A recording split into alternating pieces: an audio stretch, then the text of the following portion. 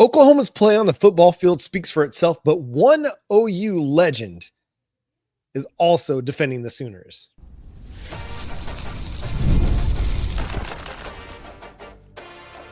You are Locked On Sooners, your daily podcast on the Oklahoma Sooners. Part of the Locked On Podcast Network, your team every day. What's up, Sooner Nation? Welcome to Locked On Sooners, and thank you for making Locked On Sooners your first listen every single day. Shout out to all the everydayers out there. Tune in and subscribe to the show wherever you get your podcasts. We're part of the Locked On Podcast Network, and now the number one sports podcast network, your team every day. Today's episode is brought to you by FanDuel. If you want to be right in the middle of the action this season, visit FanDuel.com and place your NFL live bets all season long. He's Jay Smith of Unfair Sports. I'm John Williams of SoonersWire.com. And on today's show, we're going to watch a lot of football this weekend. It's conference championship weekend. Who do we want to win? What does Oklahoma need to have happen to secure a host bid in the college football playoff? Then we're going to dive into a little bit of early portal needs. It's never too early to go shopping for the portal season in January. We got players already putting their names in, not Oklahoma players, but across the country. But let's start here, Jay, because everybody seems to have an opinion on the Oklahoma Sooners, and a lot of them are wrong, but hey, they get to have their opinions as well. But Bob Stoops, one opinion who's held quite highly, not just in Oklahoma circles, but in college football circles in general, was very complimentary of Oklahoma, as you'd imagine.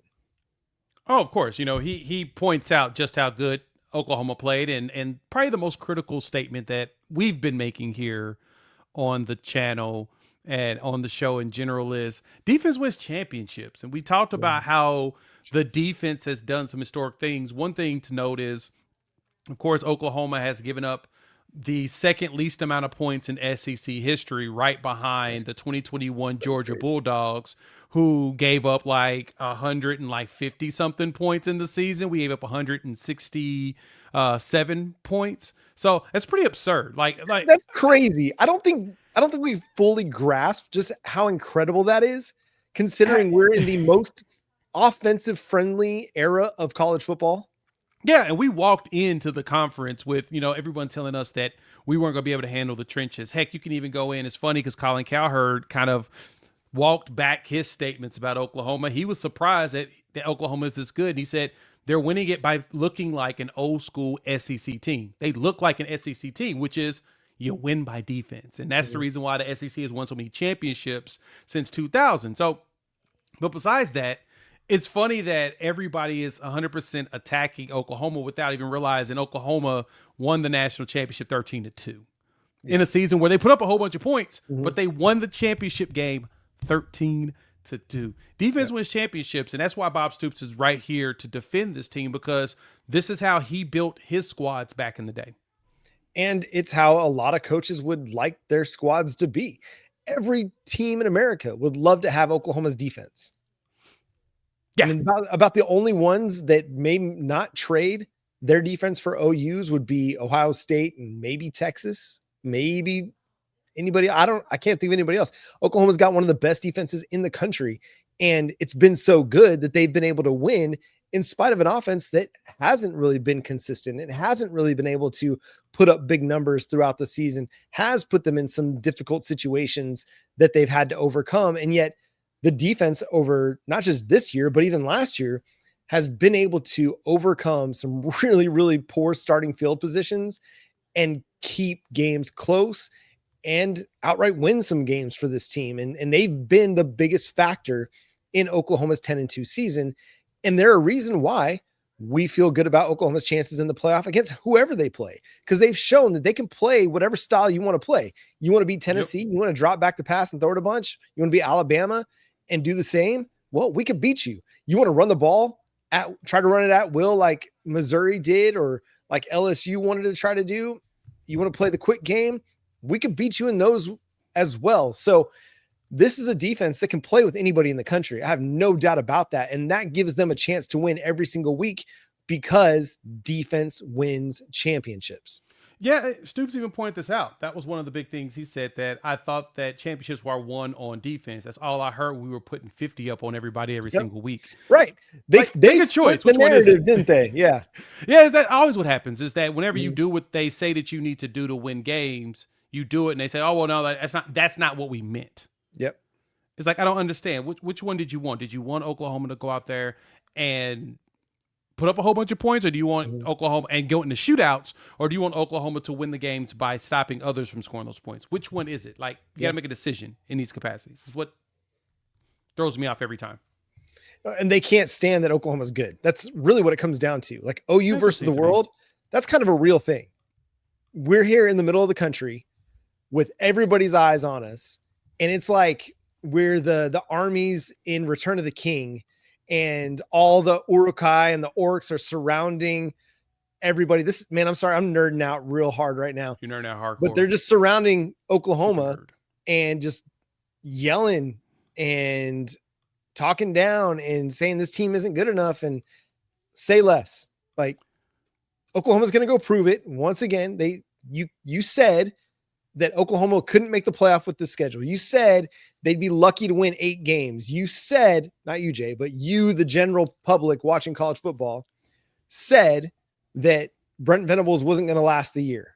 Well, here we are. We have a coach of the year candidate on a 10-win team with an elite defense heading into the college football playoff. And I'm done with everybody doubting this team, because you're looking foolish every single time you do. And you can doubt them if you want to going into the playoff. But again, they're going to make you look foolish. Yeah, and that's exactly how this team is, made to do. It's going to make everybody look foolish. I mean, Stoops is so right with that statement. It always amazes me that the narrative is pushed. I mean, truth be told, as everyone says about Oklahoma should not be a good team. Like, nothing around them is built to make them good. The state of Oklahoma itself made the decision. We're going to be good. We're going to be good at college football. We're going to be good at something. We're going to take this name Sooner, and we're going to make something great out of it. And so they've invested heavily into this program being great. 50 conference championships don't exist just because, all willy-nilly is showing up. Everybody else had the option. Yep. But Oklahoma decided to put the resources behind that option to make it happen. And so I do think it's hilarious that so many people are quote unquote anti-Oklahoma, as if like why? Where's the value in being anti-Oklahoma when all we're doing is out there is playing the game the way we were told. We were told that the trenches were going to be the most important thing in the SEC, and that Oklahoma may not have the guys and the bodies ready for it. Then they go out there and beat everybody up, and they're like, well, it's not fair. You shouldn't be able to do that to us. Like, what? Which one is it? So, the whole statements around, like, right now, was it Ralph Russo from over there at The Athletic, formerly of AP, is talking about how he believes, he's very confident Notre Dame, a better team than Oklahoma, would do just as well as Oklahoma did against Oklahoma's schedule. What? I love the fact that we can take something like college football and turn it into make-believe. We got so many people out there that cover this sport that want to get out there and use their imaginations and just dream up all of these scenarios in which Oklahoma isn't as good as X team. Pick a team out there that's not Oklahoma, and you're going to find somebody that's like, oh, Oklahoma's not as good as this team. Ralph Russo is doing the exact same thing with this Notre Dame take. Notre Dame played 2 games at the beginning of the season against Miami and Texas A&M, lost them both. Didn't play another significant game until they played USC. And are we going to sit here and talk about USC as being a good team? They're okay. They're ranked, but are they ranked more because of their brand, or are they ranked because they're actually a good team? This Notre Dame team might be one of the more fraudulent Notre Dame teams that we've seen in recent years. I mean, people are, there are voices out there saying. Who have they played, Jay? They played Purdue. They gave up 30 to Purdue. They played Arkansas, who was on their last legs just before firing Sam Pittman. Played Boise State, NC State. They won by 10 against USC. I mean, come on. We're not sold on USC yet. Jeremiah Love ran for 228 on that defense, if we can call that a defense. Boston College, they played Navy, they played Pitt. Pitt barely cares about football this year. They even told Pat Narducci went into that game telling you, we don't care about this game. No, when the head coach is telling you that they don't care about the game, the players aren't going to care about the game. So that one, they should not have even played it. And then they played Syracuse, which they're terrible this year. And then Stanford. They've been terrible since Andrew Luck left. Like, this is a terrible schedule that Notre Dame played. And everybody's on their high horses acting like they're God's gift to football. I'm sorry, no. I mean, that's what Notre Dame has always been. God's gift to football. They Bunch stole our sign. Stealing. Yeah, they're thieves. Is what they are. They're some thieves. They stole our sign. But at the same time, all we know is this, John, that no matter how they want to put this out there, no matter how they want to profess this, see it's on the field, bro. Pull up. Yep. We can have a conversation. Spot the ball. Yeah. If you're fortunate enough to remain in the college football playoff and not get bumped for Miami or BYU, come see us. We'll see how quickly the narrative switch up. I want to see it. I would like to see that. Here's the last little comp I'm going to make here, Jay. It's like, and I'm not a Thunder fan, so I'm going to preface it with this, because all April, May, June, what did we hear about Oklahoma City? Couldn't do it. That their record was a farce. They weren't that good. They shouldn't be considered a contender. They're not the favorite. Blah, blah, blah, blah, blah. Listen, I see the same commentary on Oklahoma City Thunder basketball that y'all do. And then they went out and they just won. They just simply won games. Yep. They did it in a way that everybody hated, but they still won the basketball games, and they won the NBA title. And it's the same thing here, because Oklahoma is not a big market. It's not a big brand like Notre Dame or Texas or whatever. It's Oklahoma. People just want to dump on it. But you know what? Oklahoma's proving that you can't keep us down. There's not a new Nebraska, because new Nebraska is still the old Nebraska. Oklahoma is going to be Oklahoma now, tomorrow, and forever. Yep. Exactly what it is. It's never too early to look at the transfer portal. What gifts will Oklahoma be hoping to unwrap in January? We'll discuss coming up on Locked On Sooners.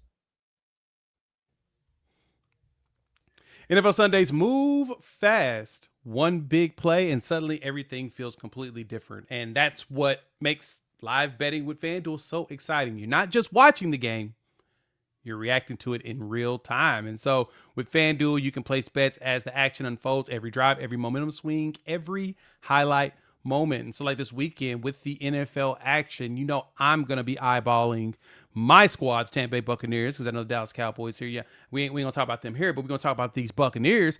8.5-point favorites against New Orleans Saints. And one thing you can do is jump in there and take these anytime touchdowns from maybe like a Baker Mayfield there, maybe a Bucky Irvin. We're going to do one of those too, but you can do that. All of those are available, live spreads, player prop updates. All of it's available inside of the FanDuel app. So if you want to be right in the middle of the action this season, visit FanDuel.com and place your NFL live bets all season long. FanDuel, the game moves fast, and so can you. Once again, thanks for making Locked On Sooners your first listen every single day. Shout out to all the everydayers out there. Tune in and subscribe to the show wherever you get your podcasts. We're part of the Locked On Podcast Network, your team every day. Now the #1 sports podcast. There's only one. Portal season will start early January, or at least whenever Oklahoma gets done playing college football this season. There are names that are already being entered in the portal. Oklahoma State, you're seeing it from across the country. Yep. Jay, if you're looking at a portal need for the Sooners, what do you think is going to be the most significant need heading into the offseason? Honestly, the most significant one is right now to me is still tight end. You're going to need to get yourself a #1 there. You're losing a few players. Plus, you're bringing in a lot of young ones. Like, I still think Trinae Washington has an opportunity to be something. Just got to make sure he can block. But you're going to want to look for yourself a nice tight end that can come in and contribute day one. Someone that the young guys can really groom themselves after, which would make it even more exciting. But that, to me, is move #1. Follow that up, to me, right afterwards. You probably want to add one more offensive lineman, possibly someone on the interior. Just just to make sure that, like, especially in the center or in the guard space, you've got just enough guys ready to play out day one. So to me, if anything, tight end's probably number one on my list. Yeah, I'd probably go offensive line for me. Number one, I know tight end is going to be a hot topic of discussion, but it's a thin market out there for quality tight ends. And we saw what Oklahoma kind of had to do with their tight end portal recruitments last year, and they really didn't work out. I mean, and you got some guys that are veterans coming back. You've got some young players that are really interesting. You know, Caden Helms, if he can make it through the offseason healthy, I think he'll have a chance to be your starting tight end next year. Yeah. It's important to stay healthy so you can develop, and hopefully he's got that opportunity to do that. But I think offensive line for me is going to be that, you know, can Owen Hollenbeck, Gunnar Allen, can they make enough strides at center to be competitive depth for Jake Michael, or do you need to go into the portal and find another veteran center, guy that has snaps to his belt? At guard, you're losing Fabechi Wiwu. You've got Heath Ozada. You've got a number of intriguing guys, but if you find an opportunity maybe to upgrade or find something that's significant out there, that might be something to do too. I think wide receiver is another one. If we're talking about pass catchers, wide receiver might be an area that could become more concerning depending on what Isaiah Satania decides to do after the season. If he goes to the NFL draft, I think he's going to be a top 100 pick because his speed is legit and he'll test really, really well.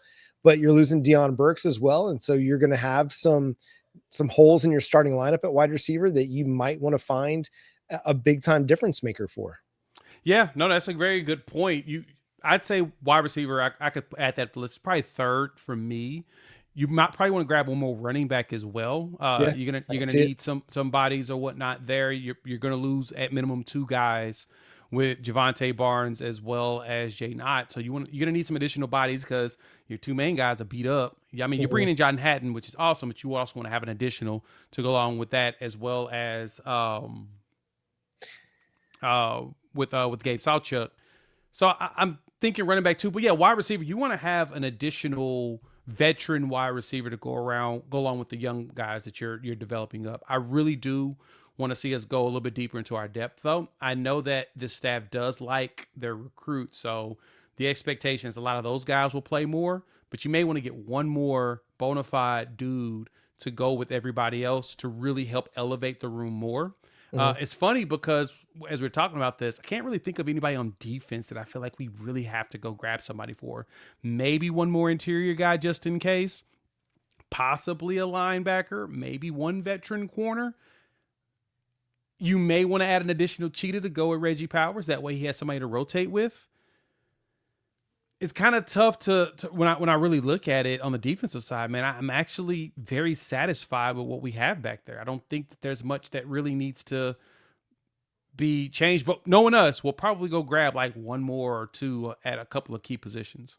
Yeah, and they've been selective about how they add to the defense. You know, we talk about it. We've talked about it a lot that, you know, the defense has a few guys, but it's not full of transfers. You have Marvin Jones Jr. and Dominic Williams. Williams was a 2-year guy for Oklahoma.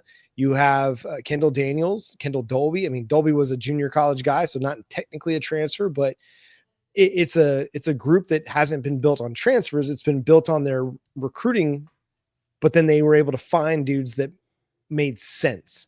And I think they'll do that again. They'll look for guys, and they have the benefit of being really selective, actually, because you got a lot of really good players on that defense, even after you lose guys to the NFL draft.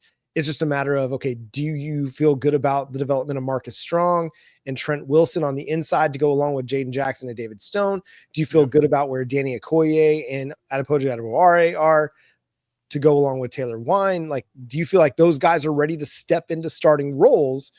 Then I think you're in a good spot at corner, man. I think you're great. Like, you're in a great spot at corner, which, consider the talk this time last year, right? I think everybody thought, man, that's the top portal need. And Jay Valai and Brent Venables said, nope, we're good. And then we spent the whole offseason like, man, they need to go think about getting a corner, man. They need to think about getting a corner. And they just said, no, we're good. And lo and behold, they're pretty good at corner. Yeah, it's funny to see how that kind of changed, because that was really the spot where we spent a lot of time in the portal in the first few years here.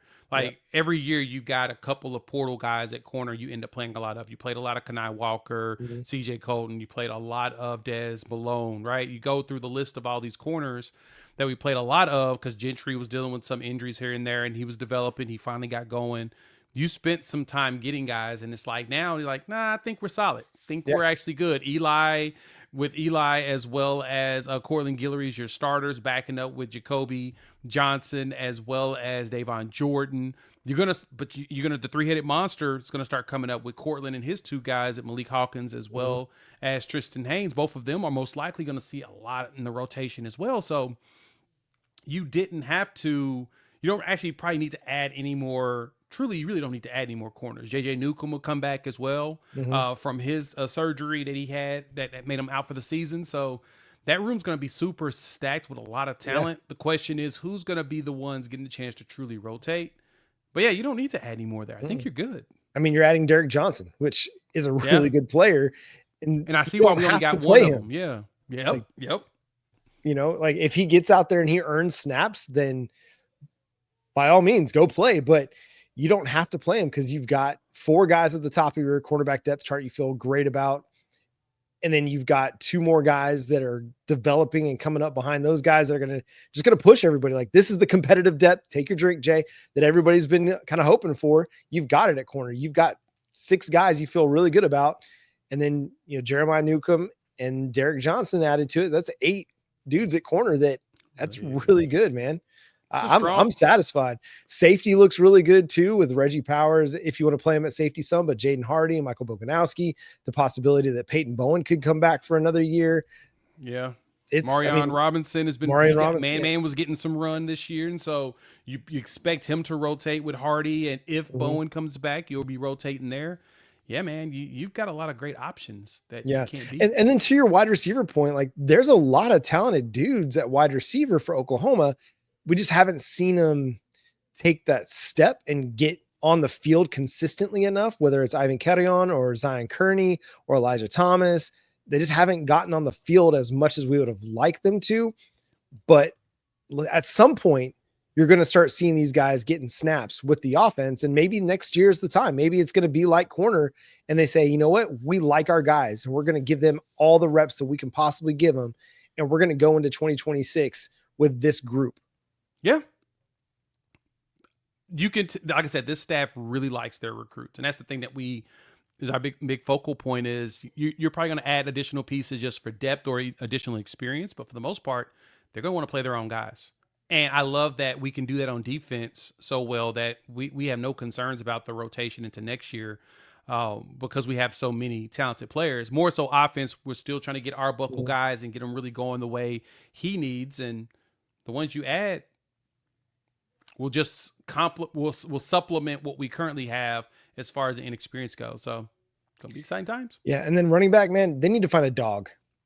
They need somebody that can match that same energy that Xavier Robinson and Torrey Blaylock have. They need somebody that can come in and is kind of crazy a little bit, you know, willing to just kind of lay it all out there.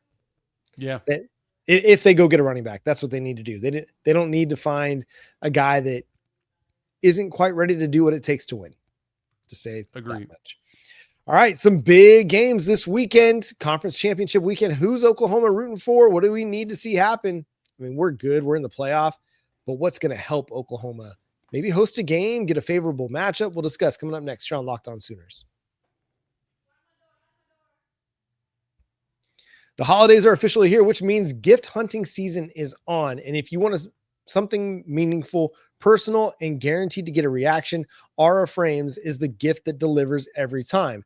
It's not just something you wrap, it's a way to share memories because Aura isn't your average picture frame. You can preload the frame with photos before gifting it. So when they plug it in, the memories are already there. No apps to figure out, no setup headaches, just instant smiles. You can upload endless amounts of pictures and 30-second videos through the Aura app, and you can even add a personalized message right inside the frame so the gift feels thoughtful the moment it's opened. For a limited time, save on the perfect gift by visiting auraframes.com to get $35 off Aura's best-selling Carver matte frames, named #1 by Wirecutter by using promo code COLLEGE at checkout. That's AURA frames.com. promo code college. This deal is exclusive to listeners and frames sell out fast. So order yours now to get it in time for the holidays. Support the show by mentioning us at checkout. Terms and conditions apply.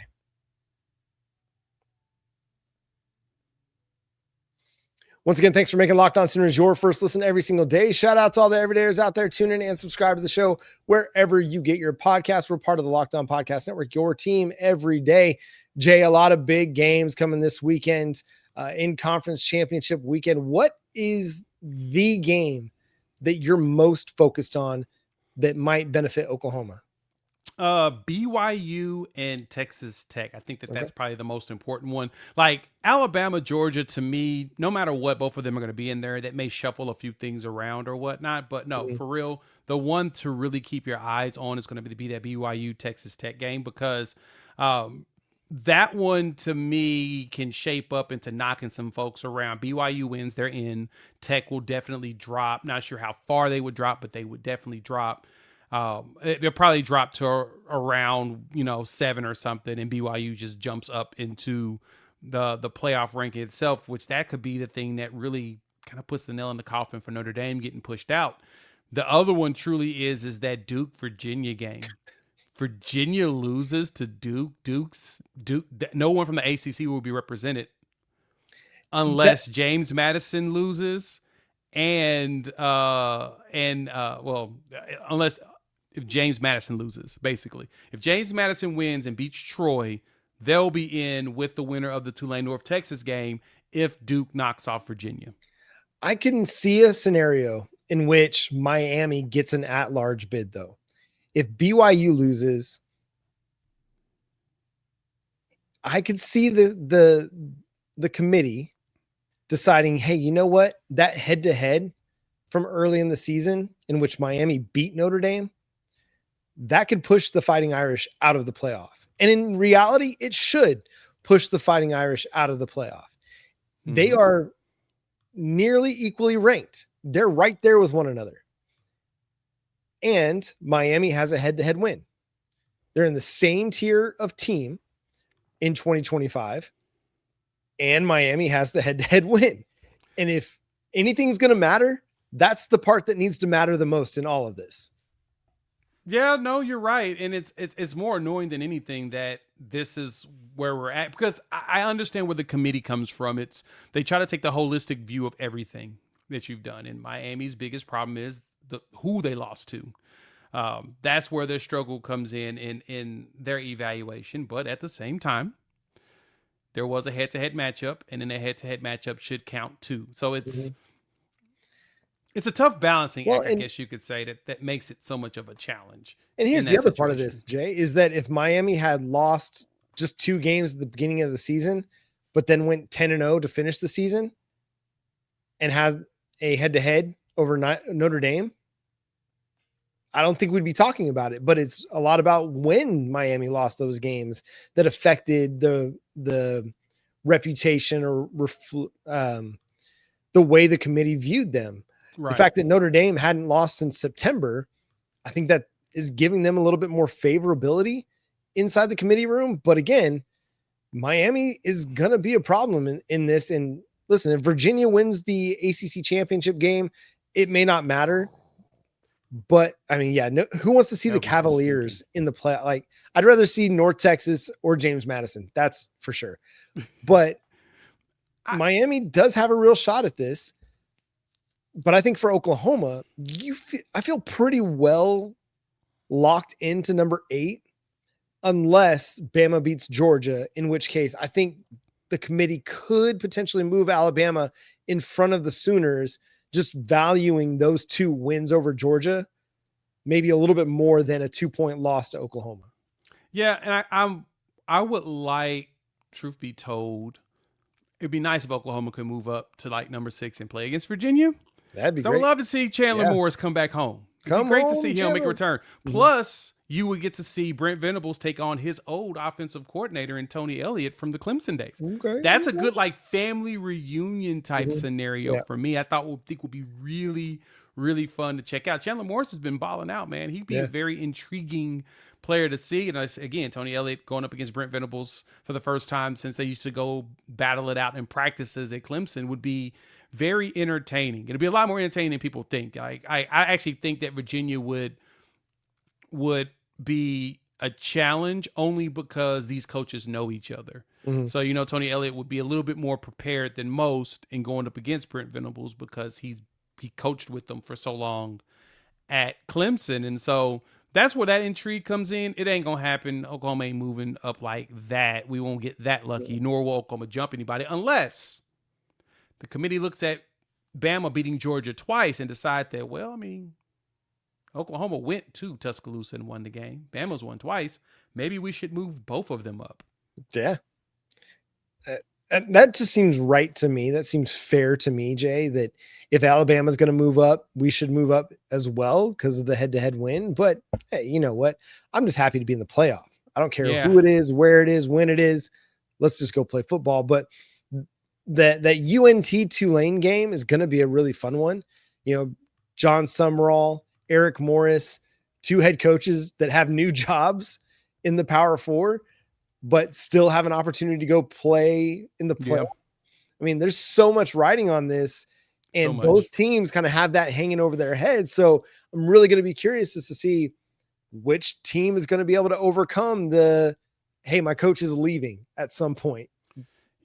Is this my last game with my coach? It's like, there's so many teams that's doing so it weird. This year. It's the weirdest thing. And that's why I agree that there's got to be a fix to this calendar on that because it is weird. It's so many teams that's got coordinators. They've got head coaches that won't be there after they're done in the playoffs. Like the minute they're gone, then that coach is also bouncing out. And that screws up with this early signing period stuff. To me, you probably shouldn't do the early signing stuff until probably closer to Christmas, which I get why they do it is because their goal is to get these kids enrolled to where they can actually start classes in the spring and go to spring practices. And so since we're trying to do all of that, they need to figure out an actual calendar that's going to line up with everything. But what else? Besides that, it's going to be funny seeing all these coaches are going to be having new jobs within like the next, couple weeks or whatnot. But Indiana, Ohio State, it sucks because the only thing interesting about that is that one of them have to lose. Yeah. That's really it. I don't think either one of them loses the 1-2 spot. I think that the winner takes one, the loser is going to take two. And I don't think that changes anything for anybody.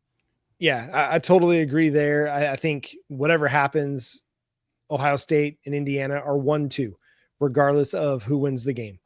And maybe their coaches think the same way. So if there's anybody that's like questionable, they may hold them out to prevent risking further injury because they know that they're unlikely to drop unless, Ohio State just beats the brakes off of Indiana or vice versa. And they win by like 4 scores or something like that. Then I could see a scenario in which maybe if Georgia beats Bama, they can move up into the 2 spot, or Texas Tech, if they take care of business against BYU, they could move up ahead. So there is a little bit riding on it, but I don't think that either team would fall out of a host spot out of a first round bye. I think they're pretty well solidified in the top 4. And then, we'll see what else happens. But who do you like in that game, Jay? Do you have a take on that one? I'm still leaning strong on Ohio State until someone proves me differently. Now, Indiana's playing great ball. Ohio State's playing great ball too. But I think Ohio State's defense, with all the talent they have on there, I'm probably going to lean them until Indiana proves to me that they can knock off a team at their caliber. I don't think Oregon's at that caliber, so there's no reason for me to believe that Oregon's even at their level. But I need to see them knock off. If they can knock off Ohio State, then I'll probably be sold on them at this point. Yeah, it for me, it's Ohio State for the same reasons. They've proven it. They did it last year. I think they can do it again. I think Julian Sain's playing really good ball, and that defense is really, really good. And they've got maybe one of the best players in college football in Jeremiah Smith. A lot of fun. Indiana's a good team, but they've got to prove that they're a good team still. What about the Georgia Alabama game? What do you think? Georgia, Bama, give me I think Bama pulls it out a second Okay. time. I just feel like it's going to be tough on both, but I think that DeBoer has Kirby Smart's number. I think that that's just kind of how it's going to be, and I'm going to stick to that. I'm going to say Kirby solves the Bama problem this time. I'm not going to say he solves it for good, but he gets it this time, and they go into the playoff rolling. Okay, then what about BYU Texas Tech? Give me Tech. I just think Tech's defense is really, really, really good, especially with their quarterback when Morton is playing. Mm-hmm. I just think Tech's defense is just that good, and BYU has a freshman quarterback. Yeah, I don't trust freshmen. I just don't, especially in that position. Mm-hmm. So, give me Tech to go out there and cook. Yep, Tech is going to wreck them. Although I think BYU plays better in this one. I think they kind of ride the high of keeping Kalani Sitake around and play some inspired football.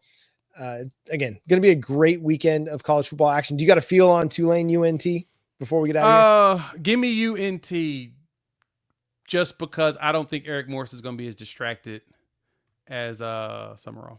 Yeah. Go Screaming Eagles for that one. And then, hey, listen, I'm all for the chaos. So give me the Duke Blue Devils to just maybe keep the ACC completely out of the college football playoff. Yeah. I would like anything to keep them out just so I can laugh at them for it. And get 2 group of 5 teams. That would be a lot of fun, but maybe not for Oklahoma because we're unlikely to get to play one of those teams. But here we are. Yeah. All right, and that's going to do it for today's episode of Locked On Sooners. Thanks so much for tuning in, being a part of the show. Subscribe to the show wherever you get your podcasts. We're free and available on all podcast platforms and on YouTube. So hit that subscribe button, hit that notification bell to let you know when new episodes drop. Follow Jay at Unfair Sports. Go check out his channel, Unfair Sports, for more Oklahoma Sooners and college football coverage. You can follow me at John9Williams and read my work over at SoonersWire.com. The show is at Locked On Sooners on all of your favorite social media platforms. But until next time, he's Jay. I'm John. Boomer Sooner.